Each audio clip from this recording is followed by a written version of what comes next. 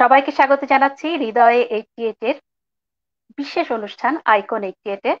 আমি আফরোজা নাজনীন সুমি। আজকে আমাদের সাথে আছে একজন বিশেষ আইকন। চলো বন্ধুরা, আমরা দেখে নেই কে আছে আমাদের সাথে।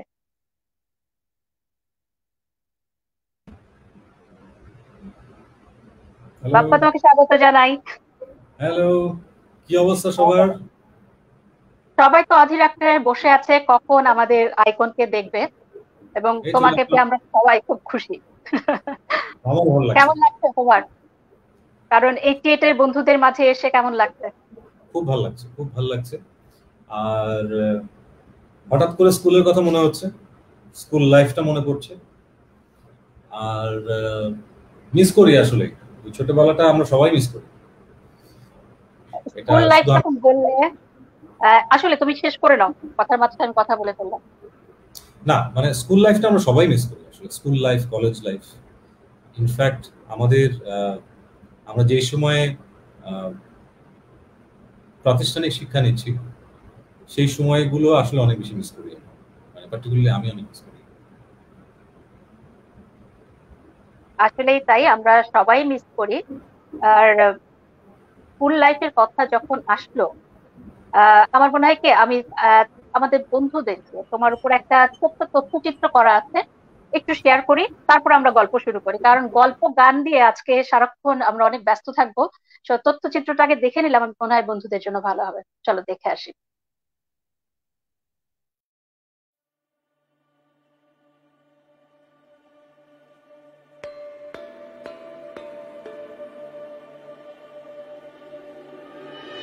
কণ্ঠে অপূর্ব সুরের ব্যঞ্জনা, ব্যতিক্রমী গায়কী এবং বাদ্যযন্ত্রের মনোমুগ্ধকর সমন্বয়ে বাংলা রোমান্টিক ও আধুনিক গানের জগতে একটি ভিন্ন মাত্রা নিয়ে আবির্ভূত হন সঙ্গীত জগতের উজ্জ্বল নক্ষত্র বাপ্পা মজুমদার।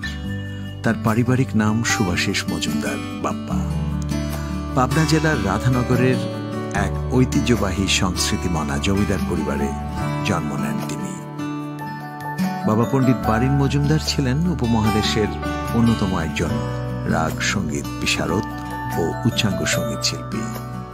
সঙ্গীতে অবদানের জন্য বাংলাদেশ সরকার তাঁকে 1983 সালে 21 পদক এবং 2002 সালে মরণোত্তর স্বাধীনতা পুরস্কারে ভূষিত করে। মাইদা মজুমদার একজন উচ্চাঙ্গ সঙ্গীত শিল্পী। বাপ্পার পিতামহ জমিদার নৃসেন্দ্রনাথ মজুমদার ছিলেন একজন সঙ্গীত শিল্পী ও নাট্যকার। পিতামহী মনিরমালা মজুমদার সেতার বাজাতেন। বাবা মা দুজনেই শাস্ত্রীয় সঙ্গীত শিল্পী হওয়ায় বাপ্পা মজুমদারের সঙ্গীতের হাতেখড়ি পরিবার থেকেই। পরবর্তীকালে সঙ্গীতজ্ঞ ওস্তাদ বারিন মজুমদারের সঙ্গীত শিক্ষা প্রতিষ্ঠান মণিহার সঙ্গীত একাডেমি থেকে তিনি শাস্ত্রীয় সঙ্গীতের উপর 5 বছর মেয়াদী প্রশিক্ষণ গ্রহণ করেন। শাস্ত্রীয় সঙ্গীতের উপর হাতেখড়ি হলেও বয়স বাড়ার সাথে সাথে বাপ্পা মজুমদার ক্লাসিক্যাল সঙ্গীতের বাইরে অন্যান্য সঙ্গীত আয়ত্ত করতে থাকেন এবং একজন গিটার বাদক হিসেবে তার সঙ্গীত জীবন শুরু করেন। 1995 সালে তখন ভোরবেলা নামক একক অ্যালবাম প্রকাশের মাধ্যমে সঙ্গীত জগতে মহাগৌরবে আবির্ভূত হন তিনি। প্রখ্যাত গীতিকার, শিল্পী, সাহিত্যিক এবং সাংবাদিক প্রয়াত সঞ্জীব চৌধুরীকে সাথে নিয়ে 90 দশকের মাঝামাঝি সময়ে গড়ে তোলেন ভিন্ন ধারার ব্যান্ড দল দলছুট। 1996 সালে প্রকাশিত হয় দলছুটের প্রথম অ্যালবাম আহ। শুধুমাত্র কণ্ঠশিল্পী হিসেবেই নয়, লিড গিটারিস্ট, সুরকার, গীতিকার ও সঙ্গীত পরিচালক হিসেবেও ব্যাপক সমাদৃত হতে থাকেন বাপ্পা মজুমদার। এরপর একে একে দলছুট প্রকাশ করে হৃদয়পুর, আকাশচুরি, জোছনা বিহারের মতো কালজয়ী বেশ কিছু অ্যালবাম। প্রকাশিত অন্যান্য জনপ্রিয় অ্যালবাম সমূহের মাঝে কোথাও কেউ নেই, রাতের ট্রেন, ধুলো পড়া চিঠি, কদিন পরে ছুটি, দিন বাড়ি যায়, বেঁচে থাক সবুজ বেশ উল্লেখযোগ্য। বর্তমানে সুর ও সঙ্গীত নিয়ে ব্যস্ত বাপ্পা মজুমদার তাঁর নিজস্ব অ্যালবাম ছাড়াও দেশ ও দেশের বাইরে জনপ্রিয় শিল্পীদের সাথে নিয়ে প্রকাশ করছেন মিক্সড অ্যালবাম। অ্যাস্ট্রোফিজিক্সের প্রতি রয়েছে বাপ্পার দুর্বার আকর্ষণ, ইলেকট্রনিক্স আইটেমের প্রতি রয়েছে দুর্বলতা, টেকনোলজিকে সাথে নিয়ে চলতে ভালোবাসেন তিনি। ড্রোন ওড়ানো তার ভীষণ পছন্দের একটা কাজ। আরও পছন্দ করেন ভিডিও গেমস খেলতে। বাপ্পা মজুমদার চান বাচ্চাদের জন্য একটা স্কুল করতে, যেখানে শিশুরা ছোটবেলা থেকেই মিউজিক শিখবে এবং গানের মধ্যেই বেড়ে উঠবে।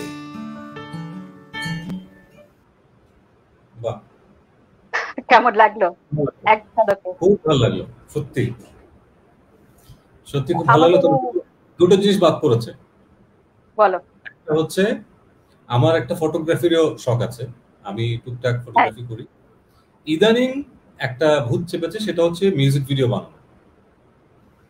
এই দুটো পাগলামি আসলে ইদানিং মাথায় ঢুকেছে। আসলে দুটো পাগলামি বলবো না, দুটোই খুব ক্রিয়েটিভ কাজ। আর দুটোই আমরা চাই যে সেখানেও তুমি যেভাবে অন্য কাজগুলো করছো, আসলে এইভাবেই তুমি সবকটা কাজ করে যাও। আপন মেধা, কাজ, যোগ্যতা, দক্ষতা দিয়ে তুমি নিজেকে একদম বর্তমান প্রজন্ম আর আমাদের 88 এর এসএসসি পাস বন্ধুদের কাছে একজন সম্মানিত আইকন হিসেবে নিজেকে প্রতিষ্ঠিত করতে পেরেছো। আর তোমাকে এই জন্য অনেক অভিনন্দন জানাই আর স্বাগত জানাচ্ছি। আর আমরা খুবই গর্বিত, কারণ তুমি আমাদেরই একজন। তো তোমাকে আমাদের মাঝে পেয়ে আমরা আসলেই খুব গর্বিত এবং খুবই আনন্দিত। তো তোমার ফটোগ্রাফি আমরা দেখতে চাই সামনে কোনো একদিন, কোনো একটা অনুষ্ঠানে ফটোগ্রাফি আর ভিডিও যেটা শুরু করেছে, ভিডিও এডিটিং। আমিও খুবই গর্বিত। আমার 88 ব্যাচের সমস্ত বন্ধুদেরকে আমি জানাই আমার পক্ষ থেকে অনেক অনেক শুভেচ্ছা, অনেক ভালোবাসা। আর হ্যাঁ, আমার কিছু নিজের বানানো কিছু ভিডিও অলরেডি আছে ইউটিউবে, আমার নিজের চ্যানেলে। তো চাইলে তোমরাও দেখতে পারো, সেখানে যদি যাওয়ার সুযোগ হয় তাহলে সেখানে তোমরা দেখে নিতে পারো। অবশ্যই আমি আমার বন্ধুদের সাথে শেয়ার করবো, কারণ আমি চাই বন্ধুরা একটু দেখুক। আর তোমাকে পেয়েছি তো আগে আসলে গল্পই করতে চাই, একটু কথা শুনতে চাই। স্কুলের কথা হচ্ছিল, স্কুলের কোনো মজার স্মৃতি কি মনে আছে? স্কুলের পুরো স্মৃতি তো খুবই মজার, পুরো সময়টাই খুবই আনন্দের, খুব মজার। এবং আমার মনে আছে, আমি তো একটু ফাঁকিবাজ প্রকৃতির, তো স্কুল পালানোর অভ্যেস ছিল, কিন্তু স্কুল পালানোর অভ্যেস ছিল। এবং আমি জানি না আমাদের এই 88 ব্যাচের এখানে যারা যারা আছে তাদের মধ্যে কয়জন উইলসের ছাত্রছাত্রী আছে আমি জানি না। অনেকেই আছে। উইলসের যারা আছে তারা আমার সাথে হয়তো কানেক্ট করতে পারবে। তখন কিন্তু আগে ওই দিকটা, এখন যেখানে হচ্ছে একটা কি হোটেল আছে না কাকরাইল মোড়ে, ওখানে আগে কাঁটা তারের বেড়া দিয়ে ওটাকে ডিভাইড করা ছিল। আর আমরা ওই কাঁটা তার টপকে আমরা স্কুল পালাতাম, এবং টিফিন হলে পরে, টিফিনের পরে আমরা ওখান দিয়ে পালাতাম এবং পালিয়ে যে যার মতো চলে যেতাম। তো একবার এরকম স্কুল পালাতে গিয়ে আমরা লাইন ধরে এরকম 4-5 জন স্কুল পালাচ্ছি, এবং আমি ছিলাম কিউবের একদম শেষে। এবং যখন সবাই পার হয়ে গেছে, আমি কাঁটাতার বলে বের হয়ে গেছি, কিন্তু হঠাৎ করে কাঁটাতারের একটা পোর্শন আমার শার্টের কলারে এরকম টেনে ধরলো এবং আমি আটকে গেলাম। এবং যথারীতি পেছনে ছিলেন হচ্ছে আক্তার স্যার, যারা উইলসের ছাত্রছাত্রী তারা বলতে পারবেন। আক্তার স্যার কিন্তু বেদম পিটাতেন, এবং আক্তার স্যার ওই অবস্থা আমাকে ওখান থেকে টেনে আবার স্কুলের ভেতরে নিয়ে গেলেন, নিয়ে মোটামুটি এক দফা হলো আর কি আমার। তো এই মোমেন্টগুলো আসলে খুব মনে পড়ে, মনে হয় সেই সময়গুলো আসলে খুব মিস করি। স্কুল তো গেল, কলেজ ছিল তো তোমার? College Notre Dame college. আর আমি তারপরে বিকম করেছি হচ্ছে সিটি কলেজ থেকে। আসলে আমাদের স্কুল জীবনটাই কিন্তু সবচেয়ে মজার, না পুরো লাইফটার মধ্যে? স্কুল লাইফটা অন্যরকম, তবে কলেজ লাইফটা আমার মনে হয়, কলেজ লাইফটা আমার কাছে সেটা হচ্ছে যে কলেজ লাইফে হঠাৎ করে না একটা ছেলে বা একটা মেয়ে একটা অন্য ধরনের ফ্রিডম পায়, এক ধরনের মনে হয় যে আমি বড় হয়ে গেছি, এই একটা ব্যাপার আসে।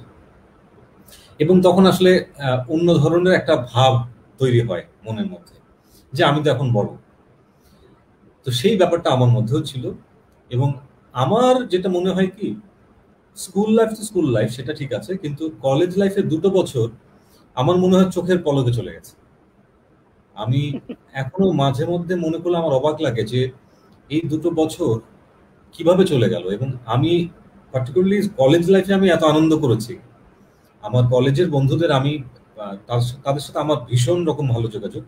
আনফরচুনেটলি আমার স্কুল ফ্রেন্ডসদের সাথে আমার যোগাযোগ কম। তো কলেজটা আমার কাছে অনেক বেশি হ্যাপেনিং মনে হয় আমার জন্য। আচ্ছা, আসলে স্কুল কলেজ এই যে ছোটবেলার স্মৃতি সেটা তো আছেই, কিন্তু তোমার এই অবস্থানে আসার পেছনে আসলে কি কি বিষয় অনুপ্রেরণা দিয়েছিল, বা তোমার মনে হয়েছিল যে তুমি এরকম নিজেকে এইভাবে প্রতিষ্ঠিত করতে চাও, বা মানে কি ছিল একটু যদি বলতে। আচ্ছা, সুমি দেখো, যে কোনো মানুষের সাফল্যের পেছনে কিন্তু অনেকগুলো ফ্যাক্টর কাজ করে। আমি মনে করি যে কোনো মানুষের সাফল্যে কিন্তু শুধুমাত্র তার অধ্যাবসায়, তার চাওয়াটাই সবকিছু না, সেই সাথে সাথে তার পারিপার্শ্বিক ফ্যাক্টরগুলো অনেক বেশি গুরুত্বপূর্ণ। আমি আজকে যেই পর্যায়ে আছি বা এসেছি, এর পেছনে বহু মানুষের ভালোবাসা, বহু মানুষের আমি বলবো যে বহু মানুষের ইনভলভমেন্ট আছে, এবং অনেক মানুষের ভালোবাসা এবং অনেক মানুষের সহযোগিতায় একটা মানুষ সাফল্য দেখে, এটা আমি মনে করি। তো আমার পেছনে আমার পরিবার প্রথমত, তারপরে আমার সেই সময়কার বন্ধুরা, পরবর্তীতে জুয়েল ভাইয়ের সাথে আমার পরিচয়। জুয়েল ভাই আমার লাইফে একটা বিশাল বড় ফ্যাক্টর। তারপরে সঞ্জিতদার সাথে পরিচয়, এবং তারপরে আমি যাদের সাথে মিউজিক করছি, যাদের সাথে কাজ করছি, তাদের ভালোবাসা, তাদের সহযোগিতা, এবং সর্বোপরি আমাদের গান যারা ভালোবাসে, অর্থাৎ দর্শক শ্রোতা, এই সমস্ত মানুষ মিলেই কিন্তু আজকে আমার এই অবস্থা, এটা আমি মনে করি। সুতরাং অনেক অনেক মানুষের ভূমিকা আছে আমার আজকের এই অবস্থা। খুব সুন্দর করে বললে। তো সঞ্জীব দার কথা যখন আসলো, একটু যদি বলো যে দলছুটের জন্মটা কিভাবে হলো, বা সঞ্জীব দা সম্পর্কে যদি কিছু বলো। সঞ্জীব দার সম্পর্কে বলতে গেলে অনেক অনেক সময় লাগবে, অনেক কথা বলার আছে সঞ্জীব দাকে নিয়ে। তো আমি শুধু এটাই বলি যে আমার জীবনে সঞ্জীব দা একটি আশীর্বাদের নাম। হ্যাঁ, সঞ্জীব দা আমার জীবনে, আমার সাথে সঞ্জীব দার পরিচয় আমার জীবনকে অন্যভাবে দেখতে শিখিয়েছে, আমার গানের ভাবনাকে অন্যভাবে ভাবতে শিখিয়েছে। সঞ্জীব দা অসাধারণ লেভেলের একজন মানুষ, এই বিষয়ে তো কোনো সন্দেহই নাই। সঞ্জীব দা একজন অসম্ভব অসম্ভব বড় মাপের মানুষ, এবং এটা বললেও কম বলা হয় সঞ্জীব দা সম্পর্কে। সঞ্জীব দা একটি বিশাল নাম, সঞ্জীব দা একটি বিশাল অভিজ্ঞতা। আর আমি তো সঞ্জীব দার, আর শুধু আমার কাছে না, সঞ্জীব দাকে যারা যারা ভালোবাসে, সঞ্জীব দাকে যারা কাছে থেকে দেখেছে, তারা সবাই আমার সাথে একমত যে এই মানুষটি একজন অতুলনীয় মানুষ, উনার কোনো তুলনা হয় না। উনি একদমই আর লক্ষ কোটি মানুষের থেকে আলাদা একজন মানুষ। আসলে আমরা ওনাকে সবসময় শ্রদ্ধা ভরে স্মরণ করি। আর এটা হচ্ছিল যখন সঞ্জীব দার কথা আসলো, একটা কি গান শুনে আসবো? নিশ্চয়ই নিশ্চয়ই, গান শুনি একটা। আমি ওই যে রাত্রে বলি চোখ বুঝে তুই থাক, এই গানটা কি দিব? জ্যোৎস্না বিহার, হ্যাঁ হ্যাঁ হতে পারে। তাহলে বন্ধুদের জন্য এখন আমরা দিচ্ছি জ্যোৎস্না বিহার গান। জ্যোৎস্না বিহার অ্যালবামের গান।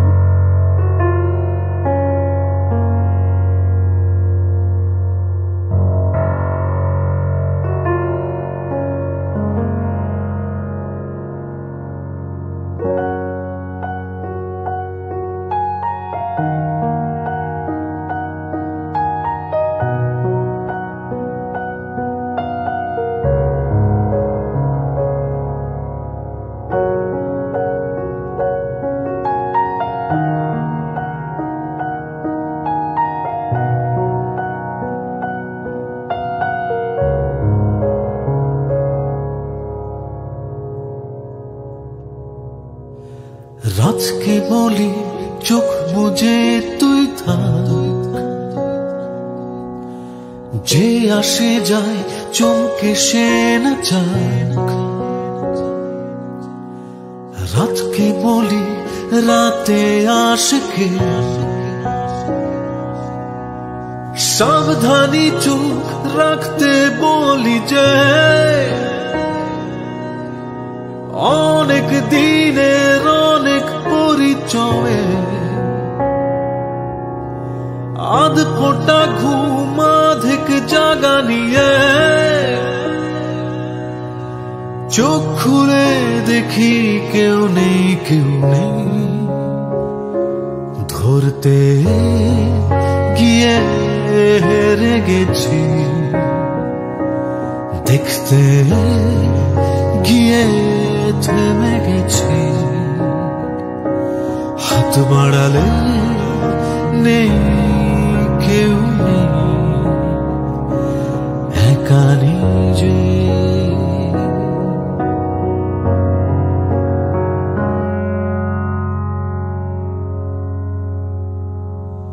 হায় রাতায় রাতের মতো রাত জোছনা ছড়ায় জোছনার মতো হাত সাত পাঁচ ভেবে কে কবে আসে সাবধানী চোখ রাখতে বলি যে অনেক দিনের অনেক পরিচয়ে আধ ফোটা ঘুম আধেক জাগা নিয়ে চোখ খুলে দেখি কেউ নেই কেউ নেই ধরতে গিয়ে হেরে গেছি দেখতে গিয়ে থেমে গেছি হাত বাড়ালে নেই কেউ নেই একা নিজে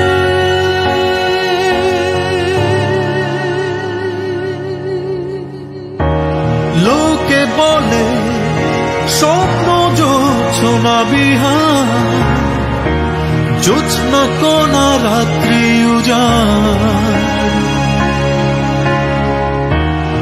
আমি বলি এ বেলা চন্দ্র বিহার সপ্তে ছুরি চোখে আধার ধরতে গিয়ে হেরে গেছি দেখতে গিয়ে থেমে গেছি হাত বাড়ালে নেই কেউ নেই একা নিজে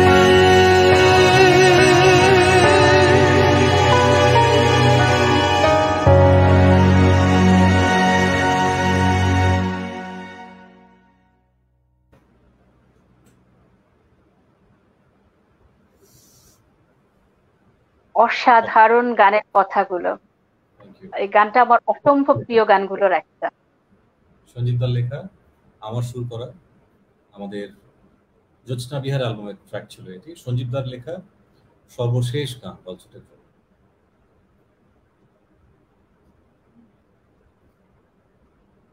শুনতে পাচ্ছি আমরা?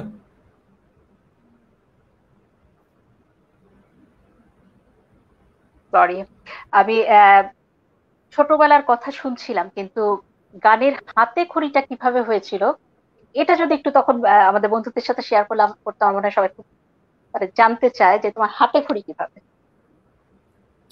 হাতে খড়ি তো সত্যি কথা বলতে বাবার কাছেই, কারণ আমার বাবার কাছেই আমার শেখা শুরু।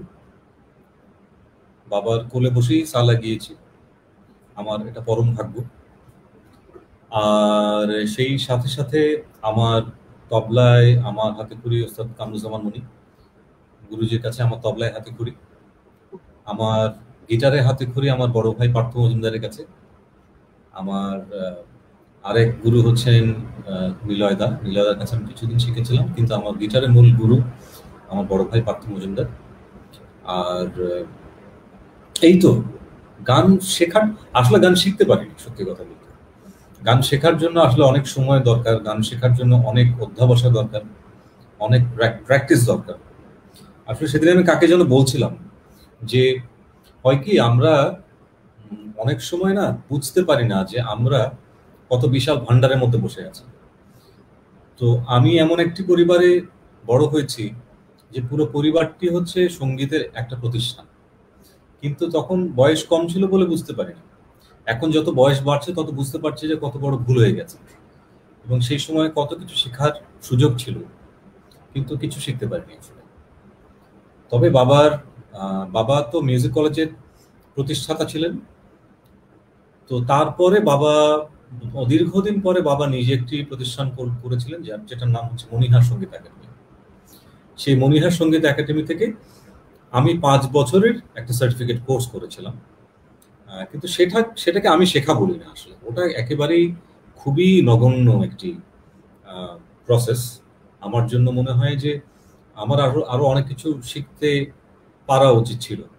এটা আমার ব্যর্থতা, আমি আরো শিখতে পারতাম। আসলে শেখার তো শেষ নেই, আমরা কখনোই কিন্তু স্যাটিসফাইড হই না যে আমরা সব শিখে গেছি বা জেনে গেছি। এই যে শেখার আগ্রহটা, এটা আমাদের সারা জীবনই থেকে যায়। আর এটা থাকে দেখেই মনে হয় আমাদের সেই কাজটার প্রতি ভালো লাগা ভালোবাসাটাও থাকে। তো তুমি যেটা বলছিলে, আসলে এটা অনেক বড় একটা ভাগ্যের ব্যাপার যে এরকম একটা পরিবারে জন্ম নেয়া এবং সেটাই। তার মধ্যেই বেড়ে ওঠা। তো তোমার কি কখনো কোনো কি প্রতিকূলতার সম্মুখীন হয়েছো এই যে গান করা নিয়ে বা তোমার এই গান করার ক্ষেত্রে প্রতিকূলতা সেই অর্থে আসেনি। তবে একটা জিনিস আমি বলতে চাই, সেটা হচ্ছে যে আমার বাবা এবং মা কেউই চাননি যে আমি মিউজিকটাকে পেশা হিসেবে নিই। এটা তারা একদমই চাননি। এটা না চাওয়ার পেছনে কারণ আছে। কারণ আমার পরিবারকে কিন্তু এই গানের জন্য, সঙ্গীতের জন্য অনেক সাফার করতে হয়েছে, অনেক। এবং যারা আমাকে এবং আমার পরিবার সম্পর্কে জানেন তারা খুব ভালো করে জানেন আমি কি বলতে চাচ্ছি। ভীষণ রকম সাফারিংস ছিল আমাদের পরিবারে। এবং বাবাকে যেভাবে, বাবার নিজস্ব প্রতিষ্ঠান যেটি মিউজিক কলেজ, বাবার সৃষ্টি করা, বাবার ব্রেন চাইল্ড ছিল সেটা। তো সেখান থেকে বাবাকে মিথ্যে কিছু কারণ দেখিয়ে সেখান থেকে বাবাকে বের করে দেয়া, এবং তারপরে আমাদেরকে রীতিমতো আমাদের পুরো পরিবারকে রাস্তায় ফেলে দেওয়া হয়েছিল। মূল কথা হচ্ছে সেটা। তো সেখান থেকে ধীরে ধীরে ধীরে ধীরে আমরা দেখেছি, বাবা মা দেখেছেন যে সঙ্গীতটা খুব ডিফিকাল্ট এবং সঙ্গীত করে আসলে জীবন ধারণ করা যায় না। এই কনসেপশনটা খুব ভালো করে তারা হয়তো রিয়েলাইজ করেছিলেন। সে কারণে তারা চাননি যে আমি মিউজিকটাকে পেশা হিসেবে নিই। কিন্তু একইভাবে যখন বাবা বুঝতে পারলেন যে মিউজিকের বিষয়ে আমি প্রচন্ড রকম আমি সৎ, আমি প্রচন্ড সিরিয়াস এই বিষয়ে, তখন বাবা অমত করেন। কিন্তু বাবা খুব একটা খুশি হননি যে আমি মিউজিকটাকে পেশা হিসেবে নিয়েছি। তো আসলে এটা আমাদের জন্য দুঃখের ব্যাপার যে, মানে তুমি যেটা বললে, এটা আমি বলবো আমাদের জন্য অনেক লজ্জার একটা ব্যাপার যে ওনাদের মতো মানুষ তারা এটা ফেস করেছেন এবং তুমি অনেক, এটা মানে আমি বুঝতে পারছি এটা আসলে আমাদেরই লজ্জা। হ্যাঁ না শুনি, আমরা আসলে অনেক সময়ের মধ্যে দিয়ে গেছি, অনেক খারাপ সময়ের মধ্যে দিয়ে গেছি, অনেক খারাপ সময় দেখেছি। আমাদের পরিবারে এরকম সময়ও দুপুরে যদি খাই তাহলে রাতে সেটা নিয়ে দুশ্চিন্তা ছিল বাসায়। আমার মাকে কিন্তু বাধ্য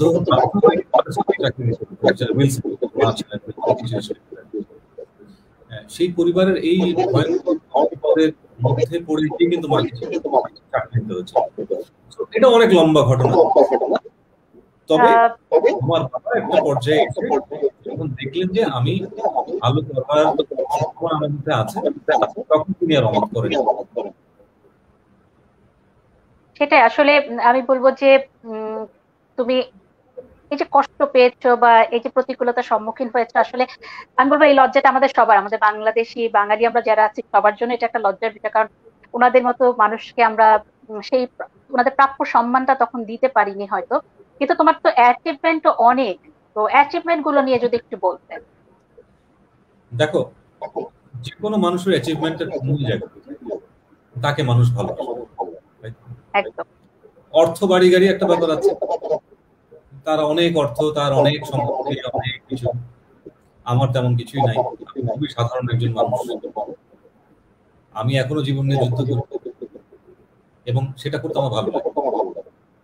কিন্তু আমার সব থেকে বড় অ্যাচিভমেন্ট হচ্ছে তোমরা সকলে আমাকে যে পছন্দ করো, তোমরা গান ভালোবাসো, এটাই আমার সব থেকে বড় অ্যাচিভমেন্ট।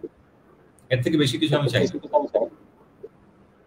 আসলে সবার যে ভালোবাসাটা তুমি পেয়েছো, আমি মনে করি যে এটা আসলে অনেক বড় অ্যাচিভমেন্টই বলবো। কারণ বাংলাদেশের প্রতিটা মানুষ, এবং আমি একটু আমার ব্যক্তিগত কথাই বলি, আমি আমি তোমার গান এত পছন্দ করতাম, তো আমার বাসায় সারাক্ষণ তোমার গানই হতো। হ্যাঁ, তো আমার মেয়েটা একদম ছোট ছিল, ওর ছোট ছিল, ছোটবেলায় ও তোমার গান শুনে শুনে কিন্তু বড় হয়েছে। ও নিজেও গান না বুঝে গান গাইতো, হ্যাঁ তোমার গানই গাইতো। তো এটা আমার খুব ভালো লাগে যে সেই যে তুমি মানে এভাবে বাঙালির প্রত্যেকটা বাঙালির ঘরে ঘরে মানে তোমাকে আসলে মানুষ অনেক পছন্দ করে। আর সবাই সবাই আসলে আমি বলবো যে সবাই খুব পছন্দ করে। এবং আজকের আমাদের এই যে 88 এর বন্ধুরা সবাই তোমাকে পেয়ে কমেন্টের পর কমেন্ট করে যাচ্ছে। হ্যাঁ, আমি এটা একটু পরে পড়ে শোনাবো তোমাকে। আর মানে অনেক কমেন্ট আসছে আমি দেখতে পাচ্ছি। তো তোমার গানের প্রথম অ্যালবাম সম্পর্কে একটু কি বলবে? নিশ্চয়ই। আমার প্রথম অ্যালবামের নাম ছিল তখন ভোরবেলা। তখন ভোরবেলা এই অ্যালবাম ইন্টারেস্টিং একটা ঘটনা। জুয়েল ভাই পরিচয় করিয়ে দিলেন সঞ্জীব দার সাথে। সঞ্জীব দাকে জুয়েল ভাই বললেন যে দাদা, এই ছেলেটা কিন্তু ভালো গান করে, গান শুনবেন?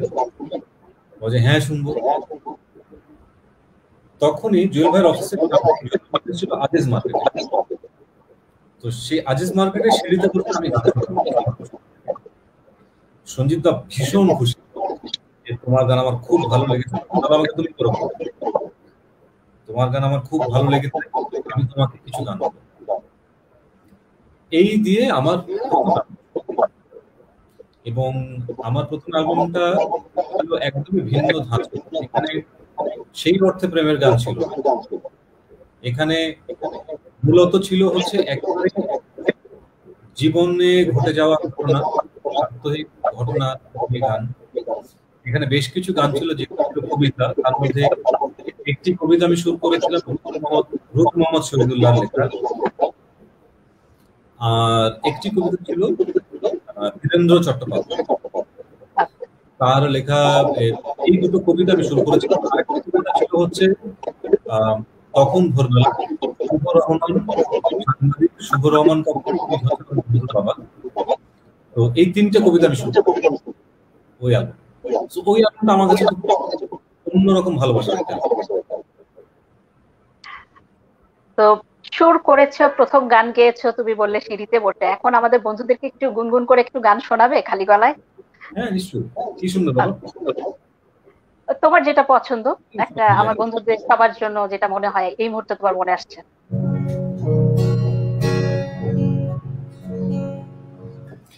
প্যান্ডেমিকে যেটা হয়েছে, প্র্যাকটিস হচ্ছে না, কোনো অসুবিধা নেই।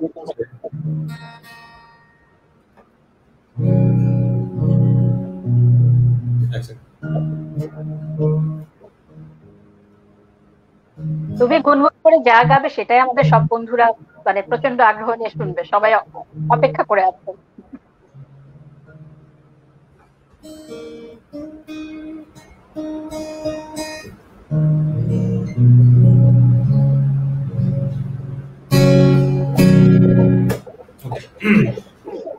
প্রথম অ্যালবাম ঠিক আছে, সৈয়দ আওলাদের লেখা।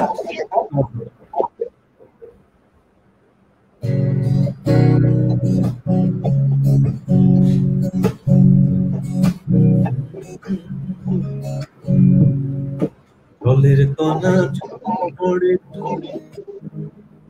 একটা ফিডব্যাক হচ্ছে, জলের কণা জলে পড়ে, জলের কণা জলে পড়ে, জলের কণা জলে পড়ে, জলের কণা জলে পড়ে, কার পৃথিবী লয় হয়ে যায়, কোন পৃথিবী লয় হয়ে যায়, কার পৃথিবী লয় হয়ে যায়, কোন পৃথিবী লয় হয়ে যায়, চোখের জ্যোতি চোখ ছুঁয়ে যায়, ও চোখের জ্যোতি চোখ ছুঁয়ে যায়, কার পৃথিবী লয় হয়ে যায়, আমরা দুজন জলের কণা জলে পড়ে ডুব, জলের কণা জলে পড়ে ডুব, জলের কণা জলে, জলের কণা জলে পড়ে ডুব, জলের কণা জলে পড়ে ডুব, কাকের ঘরে খোকের বাসা, নিত্য খোকের যাওয়া আসা, কাকের ঘরে খোকের বাসা, নিত্য খোকের যাওয়া আসা, কাকের তাতে কি, কোন কারণে কিসের দোষে, সুখের ডাঙা পড়লো খসে, খোঁজ তো রাখিনি, চোখ যখন চোখ ছুঁয়ে যায়, ও চোখের জ্যোতি চোখ ছুঁয়ে যায়, কার পৃথিবী লয় হয়ে যায়, আমরা দুজন জলের কণা জলে পড়ে ডুব, জলের কণা জলে পড়ে ডুব। এরকম ছিল। বাহ, মানে অসাধারণ। প্রথম গান বললে প্রথম অ্যালবামের গান, তো সেই সময় কিন্তু এই গানটা আমার কাছে মনে হয়েছে যে মানে খুব তালের সুন্দর একটা গান, মানে দর্শকদের মন টানার মতো একটা গান। একটা অ্যাপ্রোচ। আসলে প্রথম গানের অ্যালবাম এটা যখন বললে, এটা আসলে কখন রিলিজ হয়েছিল মনে আছে কি, কোন সালে? আমার অ্যালবাম রেকর্ডিং শুরু করেছিলাম 93 থেকে খুব সম্ভবত, এটা রেকর্ডিং শেষ হয়েছিল 95 এ, 95 এ শেষ হয় এবং 95 আমি রিলিজ করি, বেতার জগৎ থেকে রিলিজ হয়েছিল। আচ্ছা, এই পর্যন্ত তোমার কতগুলো গানের অ্যালবাম বের হয়েছে অথবা গান বের হয়েছে? রিলিজ তো অনেক হয়েছে। এইটা না বিশাল মনে থাকার কথা, তাই তো বললাম অনেক। আমার সোফার সোলো অ্যালবাম 14টা সোলো অ্যালবাম, দর্শকের অ্যালবাম 6টা। আমি এখন পর্যন্ত মিক্সড অ্যালবামে প্রায় 200-র মতো মিক্সড অ্যালবামে কাজ করছি, আর সর্বসাকুল্যে আমার গানের সংখ্যা 1000-এর কাছাকাছি। তোমার হচ্ছে এই যে গিটার বাজিয়ে আমাদেরকে শোনালে, গিটার বাজানোর পিছনে তুমি বললে যে তোমার অনুপ্রেরণা ছিল কে? প্রথমে তো দাদাকে দেখে কি শিখেছিলেন? আমার প্রথম অনুপ্রেরণা আমার দাদার গিটার বাজানো দেখে আমি প্রচন্ড ইনফ্লুয়েন্স হই, গিটার বাজানোর প্রতি ভালোবাসা তৈরি হয় এবং দাদা প্রথমে আমাকে হাতে করে দেন, দাদার হাতে আমি গিটার বাজা শিখি, আর তারপরে আমি খুবই অল্প সময় আমি শেখার জন্য।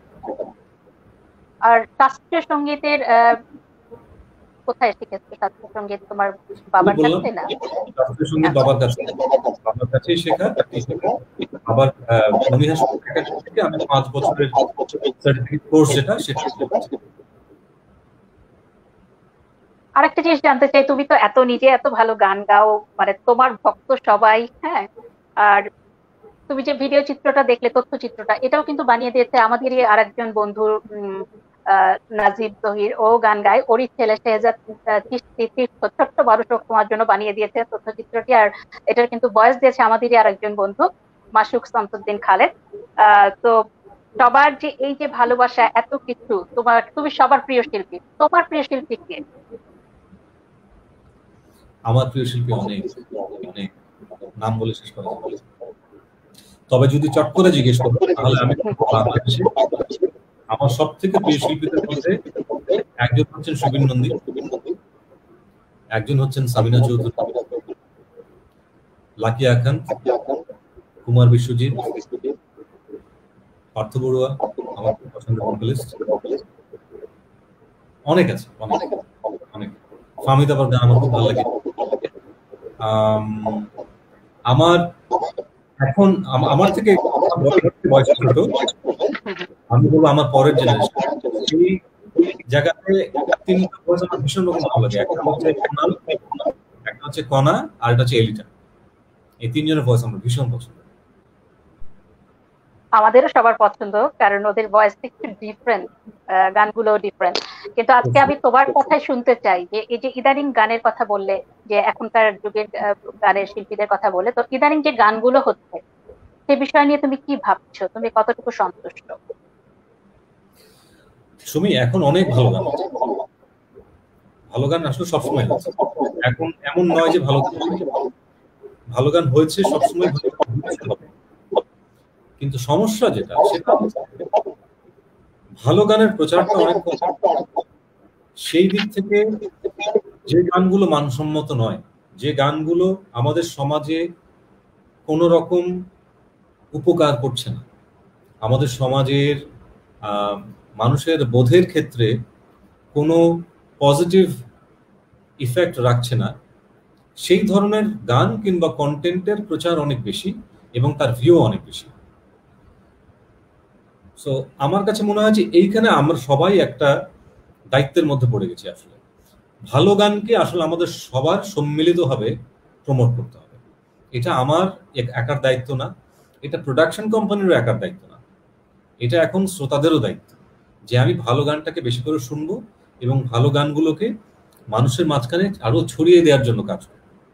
এখন আমাদের হাতে তো আমাদের সোশ্যাল মিডিয়া আছে, আমরা আমাদের যে সমস্ত ফেসবুক বলি, আমরা যদি টুইটার বলি, কিংবা যদি আমার ইনস্টাগ্রাম বলি, ইনস্টাগ্রাম হয় না, তো আমরা এই সমস্ত জায়গায় ভালো গানগুলোকে যদি বেশি বেশি করে প্রমোট করি, এগুলোর কথা যদি বেশি করে বলি, তাহলে ভালো গানগুলো সামনে চলে আসবে। তবে ভালো গান হচ্ছে, এটা একদমই ঠিক। আসলে শুধু শিল্পীদের দায়িত্ব না, আমাদেরও এটা অনেক দায়িত্ব, কারণ আমাদের পরের প্রজন্ম এগুলো এইসব থেকেই তো শিখছে না, যেটা শুনছে সেটা থেকেই তারা শিখছে। তো এটা আসলে আমাদের সবার দায়িত্ব। তুমি অনেক কঠিন কঠিন কথা হচ্ছে, এখন কি একটা গান শুনে আসবো আমরা? আচ্ছা, চলো আমরা একটা গান শুনে আসি।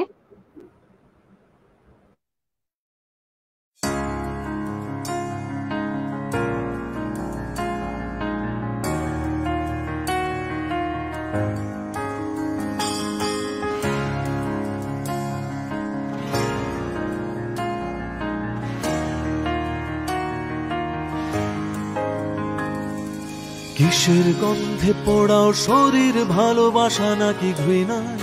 কিসের মন্ত্রে সাধো যে মন মন্দির কি বামিনায়? দেখো কোথায় হচ্ছে ক্ষত, ঘুন পোকায় খাচ্ছে কুড়ে। কোথায় দেখো যাচ্ছে যে প্রেম প্রবঞ্চনায় উড়ে, প্রবঞ্চনায় উড়ে।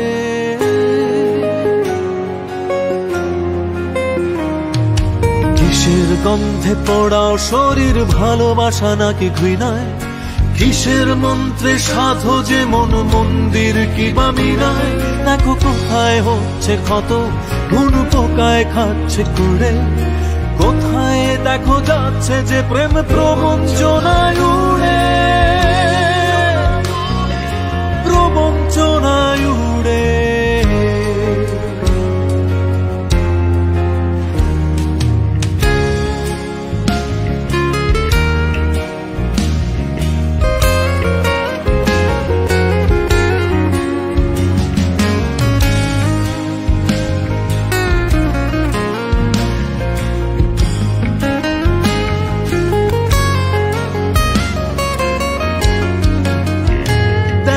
কোথায় কাঠ ফাটা রোদ, তৃষ্ণার জলে ভারী।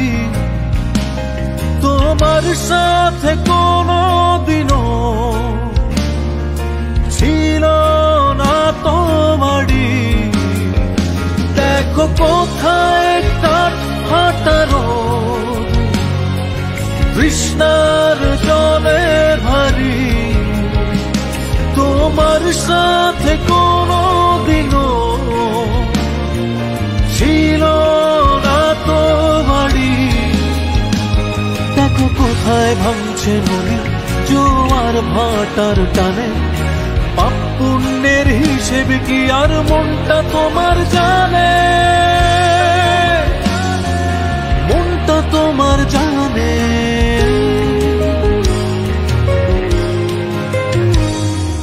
কিসের গন্ধে পোড়াও শরীর ভালোবাসা নাকি ঘৃণা, কিসের মন্ত্রে সাধো যে মন মন্দির কি বা মিনায়, দেখো কোথায় হচ্ছে ক্ষত, কোন পোকায় খাচ্ছে কুড়ে, কোথায় দেখো যাচ্ছে যে প্রেম প্রবঞ্চনায় উড়ে, প্রবঞ্চনায় উড়ে।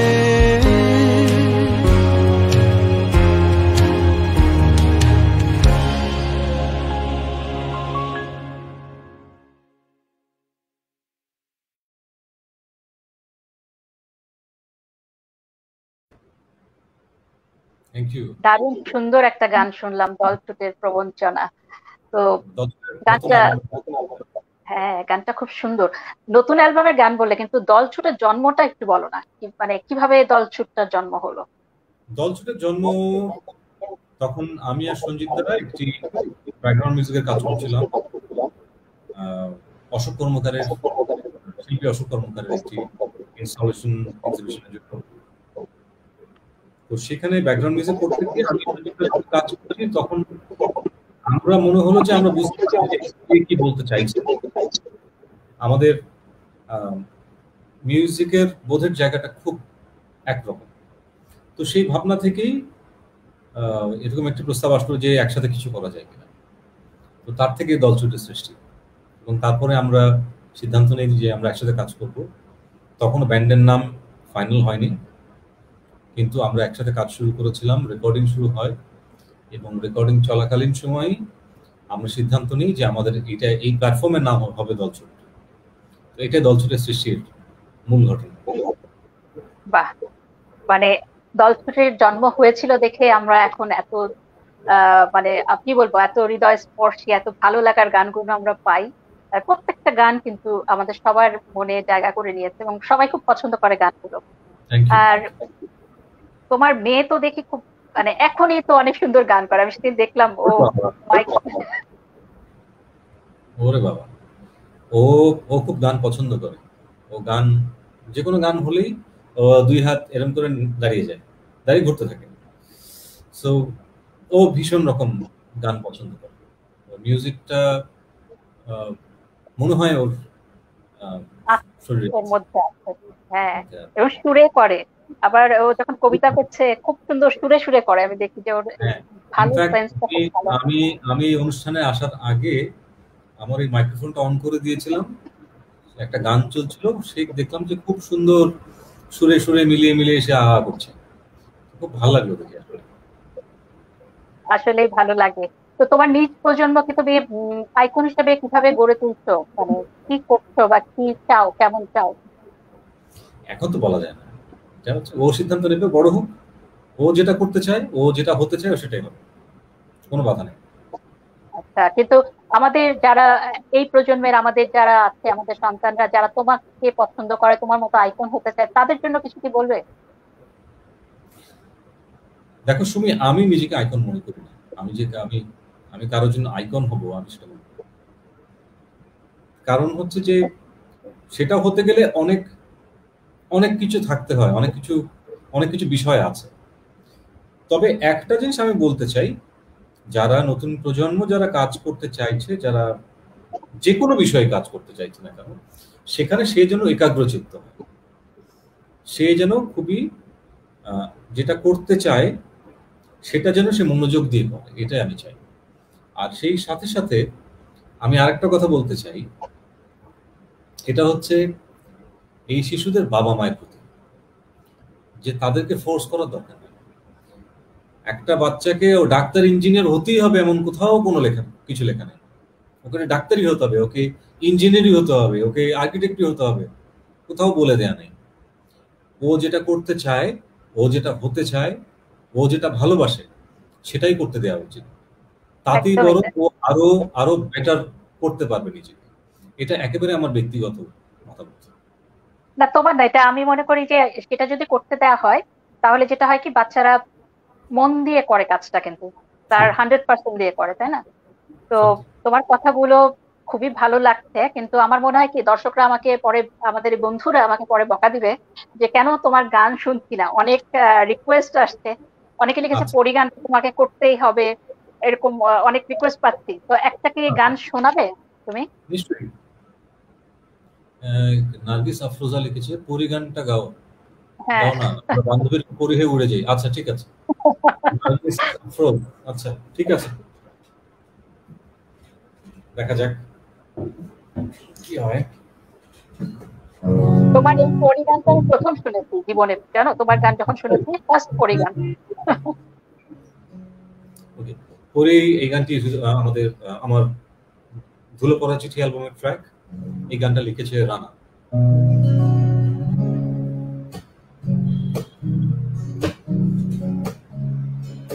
আজ তোমার মন খারাপ নেই, তুমি আনমনে বসে আছো আকাশ পানে, বৃষ্টি উদাস আমি তোমার জন্য এনে দেব মেঘ থেকে বৃষ্টির ঝিরি ঝিরি হাওয়া, সে হাওয়ায় ভেসে যাবে তুমি, সে হাওয়ায় ভেসে যাবে তুমি। আজ তোমার চোখের কোণে জল, বৃষ্টি ও অবিরাম কাঁদে, তোমার সাথে সাথে আমার পথে পথে আমি তোমার জন্য এনে দেব মেঘ থেকে বৃষ্টির ঝিরি ঝিরি হাওয়া, সে হাওয়ায় ভেসে যাবে তুমি, সে হাওয়ায় ভেসে যাবে তুমি। আজ তোমার জোছনা হারায় আলো, প্রজাপতির ডানায় বিষাদ করে ভয়, যখন তখন বিষাদ করে ভয়। আমি তোমার জন্য এনে দেব অঝোর শ্রাবণ, আকাশ ছোঁয়া জল জোছনা, পরি তুমি ভাসবে মেঘের কাছে, পরি তুমি ভাসবে মেঘের কাছে, পরি তুমি ভাসবে মেঘের মাঝে, সে হাওয়ায় ভেসে যাবে তুমি।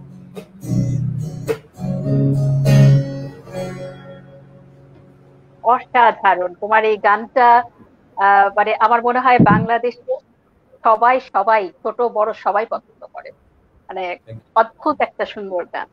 Thank you very much. এখন আসলে আমি জানতে চাচ্ছি যে এই যে করোনা চলছে, তুমি তখন গিটার বাজাতে যে বললে যে মানে লকডাউনের কারণে, করোনার কারণে অনেকদিন করা হয় না বা করছো না বা কি, তো এইটা একটু আমি একটু শুনতে চাই আসলে করোনার এই প্রভাবটা তোমার সঙ্গীত চর্চায় কতটুকু প্রভাব মানে পড়েছে করোনার এই আসলে ভয়াল থাবা বলবো সবার উপরে পড়েছে। খুবই বাজে প্রভাব, শুধু আমার উপর না, আমাদের উপর না, সবার উপরে। আমরা সবাই খুবই বাজেভাবে এফেক্টেড, এবং পার্টিকুলারলি আমরা যারা মিউজিশিয়ান আছি, আমরা যারা গান নিয়ে কাজ করি, আমাদের অবস্থাটা খুব বাজে, খুবই খারাপ অবস্থা। এবং এটা আসলে কেউ রিয়েলাইজ করছে না, কেউ বুঝতে পারছে না, কেউ হয়তো রেজিস্টার করছে না, কিন্তু বহু বহু মিউজিশিয়ান আছে, বহু আর্টিস্ট আছে যাদের একদমই সংসার চলে, তার মূল আয়ের মূল জায়গাটাই হচ্ছে লাইভ শো। তো চিন্তা করে দেখো, একটা মানুষের যদি 1 বছর 1.5 বছর দিয়ে তার কাজ বন্ধ হয়ে থাকে, তাহলে সে কি করবে, সে কোথায় যাবে? বহু বহু আমি অনেকে সম্পর্কে আমার জানি, তারা বাধ্য হয়ে পেশা পরিবর্তন করছে। মিউজিশিয়ান অনেকে আছে কিবোর্ড বিক্রি করে দিয়ে রাস্তায় কাপড় বিছিয়ে দোকানদারি শুরু করে দিয়েছে। এটা শুনতে গল্প মনে হয়, কিন্তু তা কিন্তু না, এটা সত্যি কথা, তাই হচ্ছে। আমি জানি। এবং এতে করে যেটা হচ্ছে, এতে করে আমার যেটা হচ্ছে, আমি আমার কথা বলি, আমাকে এটা খুব বাজেভাবে মানে আমার উপর এটা প্রভাব বিস্তার করছে। আমার মানসিক ভাবে আমি না এখন একটু আমি এখন সবকিছুতে ভয় পাই, যাই হচ্ছে আমি খুব কনসার্ন সবকিছুতে। তো তো এখন আমি জানি না যে এটা আলটিমেটলি কোথায় গিয়ে দাঁড়াবে। আবার শুনছি আবার নাকি নতুন এক কোন ভ্যারিয়েন্ট এসছে। নতুন ভ্যারিয়েন্ট আসছে। হ্যাঁ, এখন মানে পুরো পৃথিবী কোথায় যাচ্ছে আমরা জানি না। আনলেস আমরা সবাই ভ্যাকসিনটা পাচ্ছি, ততক্ষণ পর্যন্ত আমরা এরকম একটা খুব দোদুল্যমান অবস্থার মধ্যেই থাকবো। আসলে ভ্যাকসিনটা যত দ্রুত আমরা নিতে পারি, তত আমরা মোটামুটি একটা সেফ জোনে থাকবো বলে আমার কাছে মনে হয়। এক্সপার্টরা অবশ্য বলতে পারবে আমার থেকে ভালো। আসলে আমরা কেউই জানি না সামনে কোথায় যাচ্ছে বা সামনে কি দিন আসছে। আমরা ভাবছি ভালো হয়ে যাচ্ছে, ঠিক হয়ে যাচ্ছে, কিন্তু একটার পর একটা নতুন ভ্যারিয়েন্ট চলে আসছে এবং আমাদের আরো কঠিন অবস্থার সম্মুখীন হতে হচ্ছে। তো তোমার এই ভবিষ্যৎ পরিকল্পনা কি? এখন তো নতুন পরিবর্তিত একটা পরিবেশ, সবকিছু নতুন ভাবে চিন্তা করতে হচ্ছে। ভবিষ্যৎ পরিকল্পনা আসলে কি কি বলবো সুমি, আমরা তো যেই পেশাতে আছি সেই পেশাতেই থাকবো নিঃসন্দেহে। সেটা নিয়ে কোনো মানে অন্য কোনো কিছু চিন্তা করার অবকাশ নাই। কিন্তু পরবর্তী পরিস্থিতিতে যদি সবকিছু ঠিক হয়ে যায়, যদি পৃথিবী আবার স্বাভাবিক হয়, আমার ইচ্ছা আছে ওই যে একটু আগে বললে, বাচ্চাদের জন্য একটা স্কুল করার ইচ্ছা আছে। ভাবছি বাচ্চাদের জন্য কিছু করা যায় কিনা, কারণ বাচ্চাদের নিয়ে কোনো কাজ হয় না, আমাদের দেশে কোনোই কাজ হয় না। এটা খুবই দুর্ভাগ্যজনক। বাচ্চাদের নিয়ে আসলে অনেক বেশি কাজ করা দরকার। তো সেই জায়গাটা নিয়ে আমি না, তুমি যেটা বলছো বাচ্চাদের নিয়ে কাজটা, তুমি কি করতে চাচ্ছ? গান নিয়েই তো কাজ করতে চাচ্ছ? আমি একটা স্কুল করতে চাই যেখানে বাচ্চারা গান শিখবে, বাচ্চারা ছোটবেলা থেকে গানের মধ্যে দিয়ে বড় হবে, সেটা আমি চাই। আর আমার ইচ্ছা আছে কিছু বাচ্চাদের জন্য কিছু গান তৈরি করা, কিছু ভিডিও কন্টেন্ট তৈরি করা বাচ্চাদের জন্য, যেন বাচ্চারা সেখান থেকে আনন্দ পায়, কিছু শিক্ষাও পায়। কাজটা অনেক অনেক কঠিন, তা বলা খুব সহজ, কিন্তু একজন পূর্ণবয়স্ক মানুষের জন্য গান করা যতখানি সহজ, একটা বাচ্চার জন্য গান করা ঠিক ততখানি কঠিন। কারণ ওর মনস্তত্ত্ব বুঝে আসলে গানটা করতে হয়, কাজটা করতে হয়। তাই এটা অনেক কঠিন কাজ। আসলে তাই, কারণ বাচ্চাদের নিয়ে যে কোনো কাজই অনেক কঠিন এবং অনেক আসলে যত্ন নিয়ে বা ওদেরকে বুঝে কাজগুলো করতে হয়। এটা একটা অনেক বড় কাজ এবং আমাদের সবার দোয়া থাকবে তোমার জন্য, যে তুমি যে ভালো একটা উদ্দেশ্য নিয়ে মানে চিন্তা করছো যে বাচ্চাদের নিয়ে কাজ করবে। তো আমরা দোয়া করি তুমি তোমার মানে এই কাজটা তো এইভাবেই সফল হও এবং তোমার পরিকল্পনাটা যেন মানে আমরা দেখতে পাই আর কিছুদিন পরে। এবং আমাদের যাদের ছোট বাচ্চা আছে তাদের জন্য এই করোনা কালে তুমি কি কিছু বলতে চাও বাচ্চাদের উদ্দেশ্যে এবং বন্ধুদের উদ্দেশ্যে? বন্ধুদের উদ্দেশ্যে আমার অনেক ভালোবাসা রইল, এবং খুব ভালো হতো যদি সবাই কথা বলতে পারতাম। আমি একা একা কথা বলে যাচ্ছি, তুমি প্রশ্ন করছো, আমি কথা বলছি। যদি সবাই মিলে আড্ডা দিতে পারতাম খুব ভালো হতো। আমি আড্ডা সো অষ্টাশীর বন্ধু যারা যারা আছেন সবার প্রতি আমার অনেক অনেক ভালোবাসা, অনেক শুভেচ্ছা, এবং সত্যি আমার খুব ভালো লাগছে। আসলে আমরা সবাই খুব এক্সাইটেড তুমি যখন আসবে। আমি প্রথম শুনলাম তখন থেকেই আমি সবাই আমাদের যারা আছে সবাই খুব এক্সাইটেড যে তোমাকে পাওয়া যাবে, তোমার সাথে গল্প করা যাবে। এবং এই আড্ডাটা যদি আসলে আমাদের সামনাসামনি হতো তাহলে আরো জমতো, আরো ভালো লাগতো এবং হয়তো হ্যাঁ মানে সব বন্ধুরাই মজা পেত। তো সেই সুযোগটা হয়তো সামনে চলে আসবে ইনশাল্লাহ। আমাদের দেশের পরিস্থিতি পরিবেশ আশা করছি সবকিছু আবার আগের মতো হয়ে যাবে আর আমরা তখন একটা আড্ডা দিব। আর এখন এই একটা গান শুনে নিব, কারণ সময় খুব বেশি নেই।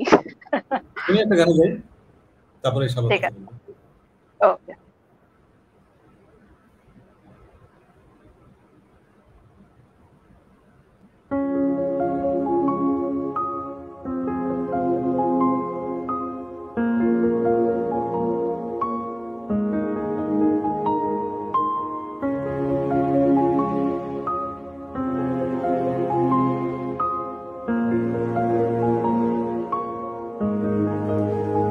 সব কিছু এলো মেলো হয়ে গেল, সব কিছু এলো মেলো হয়ে গেল। সে চোখের জামা করে দিল অগোছালো,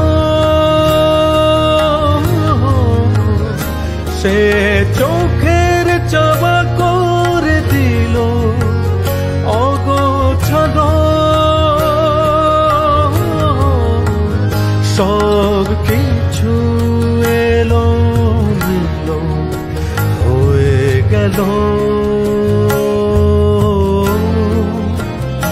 সব কিছু এলো মেলো হয়ে গেল।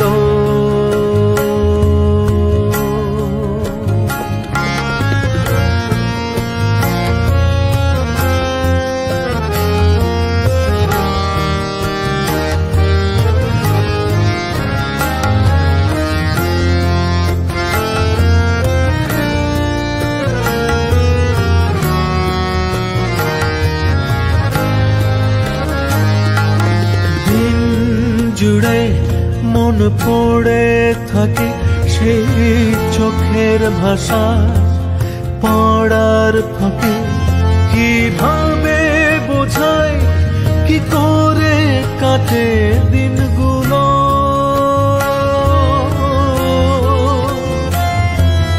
দিন জুড়ে মন পড়ে থাকে সেই চোখের ভাষা, পড়ার ফাঁকে কিভাবে বোঝায়, কি করে কাটে দিনগুলো।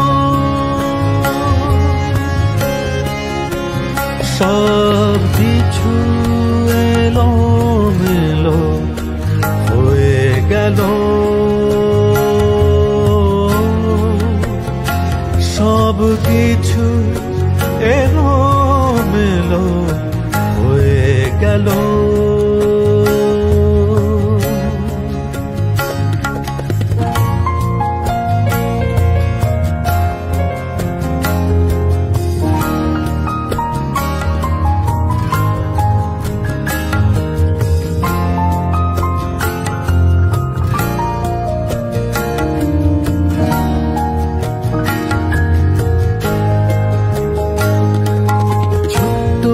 হাতে তুই ইশারা দিস তোর দিঘল চোখে, আমায় দেখিস অধসরে তো না বোঝা কথাগুলো।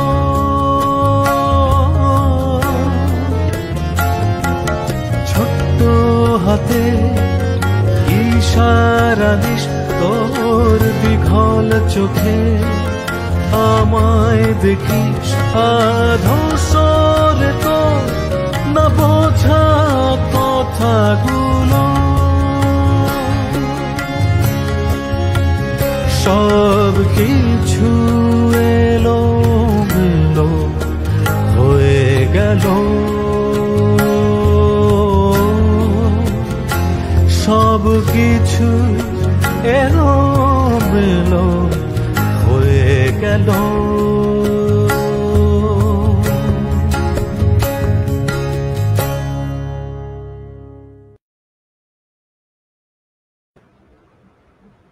সব এলোমেলো হয়ে গেলেও আমরা আশা করবো সবকিছু আবার ঠিক হয়ে যাবে, সব আগের মতো হয়ে যাবে।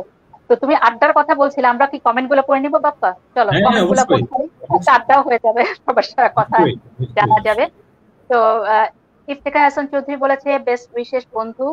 রূপা প্রিয়দর্শনী চমৎকার লাগছে গানটা। ফ্লোরেন্স লিখেছে শুধুই ভালোবাসা। নাজমুন নাহার সেফা দেখি চলে আসলাম। মাসুক শামসুদ্দিন খালেদ অসাধারণ। হাসনাত ফাতিমা আমার প্রিয় গানটা প্লে করো প্লিজ। আসলে অনেক কমেন্ট আছে, আমি নামগুলো না বলে শুধু কমেন্ট গুলো পড়ে যাই। অসাধারণ, দারুণ। আসসালামু আলাইকুম, নতুন প্ল্যাটফর্ম, নতুন বন্ধুরা সবাই কেমন আছো? কেমন লাগলো বাপ্পা, কেমন আছো তুমি? আমি তো খুব ভালো আছি, আমার খুব ভালো লাগছে, খুব ভালো লাগছে। তারপরে দিন বাড়ি যায় রিকোয়েস্ট এসেছে, আমরা কোনো আরেকদিন হয়তো বাপ্পাকে পাবো আবারও, তখন শুনবো, কারণ আজকে তো আমাদের সময় বেশি নেই। বাপ্পার গান খুব পছন্দ আমার, সত্যিকার আইকন। বাপ্পাকে অনেক শুভেচ্ছা, বাপ্পাকে আমাদের গ্রুপে আনার জন্য যারা কাজ করেছে সবাইকে শুভেচ্ছা। বাপ্পা নিজেকে আইকন মনে করে না, কিন্তু বাপ্পা দেখেছো তুমি কিন্তু আমাদের সবার কাছে একজন আইকন, এবং আমরা শুধু আমরা না, আমাদের পরের প্রজন্ম সবাই তোমাকে আইকন মানে। অনেক ধন্যবাদ, অনেক ভালোবাসা, অনেক ভালোবাসা। একদম ক্লিয়ার শুনছি, সাউন্ড ডিস্টার্ব ছিল একটু। আসলে এইসব প্রযুক্তি যেমন সুবিধা থাকে অসুবিধা থাকে, অনেক সময় নানা কারণে আমাদের হয়তো অনিচ্ছাকৃত ভাবে কোনো কোনো সমস্যা হয়। ক্ষমা সুন্দর দৃষ্টিতে দেখবে, কারণ সবাই আমরা বন্ধু, আমরা আড্ডা দিচ্ছি। ভালো লাগছে এইভাবে যে তুমি আমাদের বন্ধু। তোমার Thank you. বাড়ির রঙের বেলায় গানটি গাও না বাপ্পা, আরেকদিন শোনা হবে বাপ্পা, আরেকদিন মনে হয় তোমাকে আসতে হবে আমাদের আসবো, মাঝে। আসবো, অবশ্যই আসবো। ফিলিং অসম। হাই বাপ্পা, তুমি আমাদের Hello. বন্ধু, মনে করতেই ভালো লাগছে, আরে, আসলেই তাই। ভালো লাগছে। 88 বন্ধু ও বাপ্পার জন্য শুভকামনা। তোমায় ধন্যবাদ হৃদয় 88তে আসার জন্য। নাজনীন আহমেদ, হাই বাপ্পা, ভালো লাগছে, অসম। কোথায় যেন পড়েছিলাম আপনার মা আপনাকে কালামানিক বলে ডাকতো, আমি জানি না, ঠিক আছে।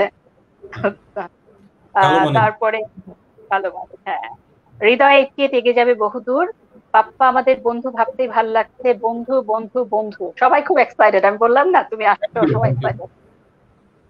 বাপ্পা, তোমার বাবা মায়ের প্রতি বিনম্র শ্রদ্ধা রইলো, এটা আমাদের সবার পক্ষ থেকে, আমরা সবসময় ওনাদেরকে শ্রদ্ধা করে স্মরণ করি। Best wishes from Canada, Canada থেকে দেখছে। নাজনীন পরম অটোয়া থেকে দেখছে। বেস্ট উইশেস এসএসসি 88 এর পক্ষ থেকে ভালোবাসা। বেস্ট উইশেস সিলেট থেকে শুভকামনা তোমাদের জন্য। সাউন্ড প্রবলেম হচ্ছে, হ্যাঁ আমি বললাম একটু আসলে অনেক সময় হয় যেটা আমাদের অনিচ্ছাকৃত ভুল, তোমরা সবাই ক্ষমা সুন্দর দৃষ্টিতে দেখবে, কারণ আমরা তো চাই সবকিছু খুব পারফেক্ট ভাবে করতে, কিন্তু সবসময় হয় না। টেকনিক্যাল ইস্যুস থাকে মধ্যে। হ্যাঁ, দারুণ আয়োজন, শুভকামনা রইল বন্ধু তোমার জন্য চাঁদপুর থেকে। বাপ্পার সাউন্ডের সমস্যা হচ্ছে, প্রিয় বন্ধু তোমাদের জন্য শুভকামনা। দিনবাড়ি যায় অনেক রিকোয়েস্ট আছে, শুভকামনা। সুমি, খুব ভালো লাগছে, শুভকামনা Bappa. Glad to see you Bappa. চমৎকার উপস্থাপনা সুমি। বাপ্পা আমাদের ফ্রেন্ড ভাবতেই ভালো লাগছে। বেস্ট উইশেস, দারুণ, বাপ্পাকে অভিনন্দন। সাউন্ড প্রবলেম, আসলে সাউন্ড প্রবলেম অনেকেই লিখেছে, সে সময় ছিল, এটা আর করবো না কারণ এটা অনেকেই লিখেছে। তোমরা দুজনে আইকন, থ্যাংক ইউ। আমি বাপ্পার কাছে কিছু না, বাপ্পার আমি ভক্ত। Nice to see you here and feeling proud of 88 friends forum. শুভকামনা বাপ্পা, কংগ্রাচুলেশনস বাপ্পা। এত পিওর কণ্ঠের শিল্পী আমরা কম পেয়েছি, বাপ্পা একজন কমপ্লিট শিল্পী। 88 বন্ধু তুমি, এটা জেনে যার পণ্যে আনন্দিত এবং গর্বিত, অজস্র ভালোবাসা। অনেক ধন্যবাদ বিপ্লব। দিনবাড়ি যায় এটা এটাতে শেষ করবো, সমস্যা নেই। আচ্ছা, তারপরে মেনি থ্যাঙ্কস। আচ্ছা, those who are working behind the icon program. দাদা সবসময় বেস্ট। বাপ্পার গান অনেক শুনতাম, খুব ভালো লাগলো জেনে বাপ্পা আমাদের 88 এর বন্ধু। বাপ্পা অসাধারণ, সারাদিন হসপিটাল চেম্বার, তারপর তোমাদের দুজনকে দেখে টায়ার্ডনেস কেটে গেল। আমাদের এক বন্ধু, ডাক্তার বন্ধু লিখেছেন, জাকির। লাভ ইউর ভয়েস, অনেক ভালো লাগে দাদার গান। তোমার পরিগানটা গেও বন্ধু, গানটা তো শোনা হয়েছে, হ্যাঁ দুজন পেয়েছে তো শোনা হয়ে গেছে। সুমির উপস্থাপন উপভোগ্য তো বটেই, বাপ্পার গান তো বলার অপেক্ষা রাখে না। সঞ্জীবদার সঙ্গে সঙ্গ যখন পেয়েছো, খুব ভালো মানুষ ছিলেন তিনি। শ্রদ্ধা তাদের প্রতি যারা তোমাকে ধারণ করেছে, আসলে তাই আমাদের সবারই শ্রদ্ধা তাদের প্রতি। বাহ, চমৎকার বাপ্পা, তোমার জীবনের কাহিনীগুলো অনেকের কাছে অনুপ্রেরণা হয়ে থাকবে। গানই তোমার ধ্যান, জ্ঞান, প্রাণ। আশা করছি তোমার পথ অবলম্বন করে অনেকেই গানকে পেশা হিসেবে বেছে নিবে। গানই হবে জীবন মরণ, গানই হবে প্রাণ। অনেক শুভকামনা তোমার জন্য, তোমার পরিবারের জন্য বন্ধু। Thank you very much Nargis Afroz, thank you. Excellent program. মানে এরকম আসলে কমেন্ট তো শুধু আসছেই। লাভ ইউর বৃষ্টি পড়ে গানটা আমারও খুবই খুবই প্রিয়। আমিও বাপ্পার ভীষণ ভক্ত। জ্যোৎস্না বিহার গানটা, হ্যাঁ গানটার জন্য অনেক ধন্যবাদ দাদা, ভীষণ ভালো লেগেছে। ছোটবেলা থেকে দাদার গান আমি আর আমার দিদি মিলে শুনতাম। আপনাকে অ্যাক্টিভলি কাজ করতে দেখে ভীষণ ভালো লাগছে, অনেক ভালোবাসি দাদা আপনাকে। নদিয়াপুর সাথে ডুয়েট এখন তো হবে না, নদিয়াপু আমাদের এখানে নাই তো। রাঙামাটি থেকে দেখছি দাদা, খুব ভালো লাগছে। এক মুহূর্তের গানটা অসম্ভব প্রিয়, প্রিয়তার জন্য ভালোবাসা। এরকম আসছে অনেক, আরো কিন্তু আমাদের সময়টা আসলে নেই, কারণ এত অল্প সময় বাপ্পাকে আমরা পেয়েছি। গল্প গান শুনতে শুনতে কোন সময় দিয়ে চলে গেল টেরি পেলাম না। হঠাৎ করে মানে হুট করে চলে গেল না, সময়টা 1 ঘন্টার বেশি হয়ে গেছে আমাদের। তোমাকে না 1 ঘন্টায় তোমাকে দিয়ে হবে না, বুঝছো? কারণ সবাই তোমার গান শুনতে চায়, সবাই তোমার কথা জানতে চায়, অনেক তোমাকে জানতে অনেক চায়। বেশি সময় নিয়ে আসবো। ইনশাল্লাহ আবারও দেখা হবে। আর বন্ধুরা, আমি এখন বিদায় নিব, কিন্তু তার আগে আমি বাপ্পাকে অনুরোধ করব যে বাপ্পা, সবাই দিনবাড়ি যে গানটা যেহেতু বলেছে, গানটা শুনতে শুনতে আমরা বিদায় নিব। আর বাপ্পা, তোমাকে অসংখ্য ধন্যবাদ। মানে কি বলবো, আমাদের মাঝে যে এসেছো, এই যে আড্ডা দিলে, এই যে গল্প করলে, একদম ফর্মাল একটা আড্ডা হলো। এইটা আসলে অনেক এনজয় করলাম আমি, এবং আমি জানি আমাদের অষ্টাশি সব বন্ধুরা এনজয় করেছে। এবং এই যে হৃদয় 88, আইকন 88 এর পক্ষ থেকে তোমাকে অসংখ্য অসংখ্য ধন্যবাদ। তোমার জন্য অনেক শুভকামনা আর অনেক ভালোবাসা। তুমি থ্যাংক ইউ যদি ভেরি একটু মাচ। বন্ধুদের একটু বলো, বলে তোমার গানটা শোনাবে অবশ্যই। নিশ্চয়ই। হৃদয় 88 এই আয়োজনের সাথে যারা যারা আছেন, সবাই, সবার প্রতি রইল আমার অনেক অনেক ভালোবাসা। আমি ভীষণ আনন্দিত, সত্যি। আমি কোনো বলার জন্য বলছি না, আমি সত্যি আনন্দিত আজকে এই আয়োজনে আসতে পেরে, কারণ আমার নিজেরও খুব ভালো লাগছে। বন্ধুদের সাথে একসাথে বসে কথা বলতে পারার আনন্দিত অন্যরকম, আমার ভীষণ রকম ভালো লাগছে। আশা করছি ভবিষ্যতে আবার দেখা হবে, যদি সুস্থ থাকি, যদি সবকিছু ঠিকঠাক থাকে, আবার দেখা হবে, আসবো, গান করব, কোনো সমস্যা নাই।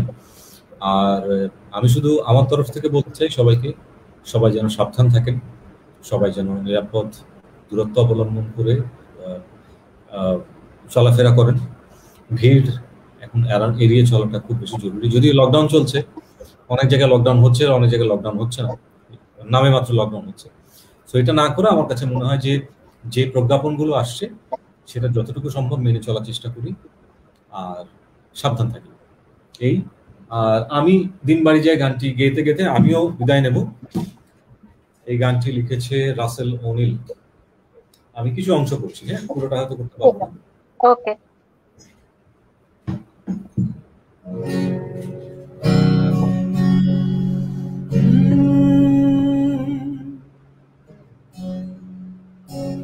নদীরা বাঁধন হারা আঁকা বাঁকা ছুটে যায়, সব নদী যেন তবু